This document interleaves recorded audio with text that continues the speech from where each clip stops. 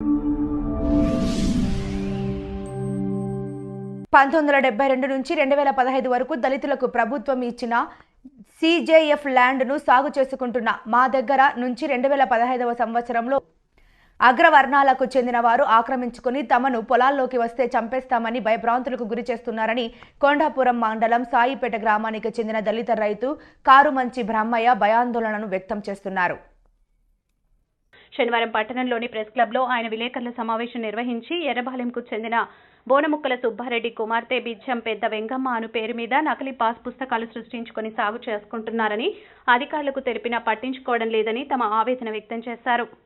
70 నుంచి మేము చేసుకుంటున్నాం.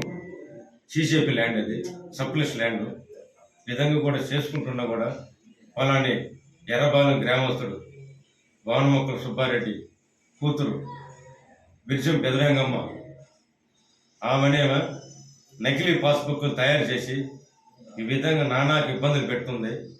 పోలీస్ స్టేషన్లో కేసులు పెట్టడం, నానాకు హింసలు పెడుతుంది. దానివల్ల మేము సొందనాల్లో కూడా ఒక కంప్లైంట్ కూడా ఇచ్చేసాము.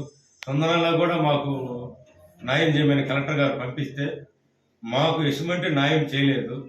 దానివల్ల మాకు ప్రాణ హాని ఉంది. ఎటువంటి ఇబ్బంది వచ్చేసినా కూడా మా పిల్లలు మేమంతా కూడా మాకు అదే భూమి, అందుకని మాకు భూమి ఎక్కడా లేదు.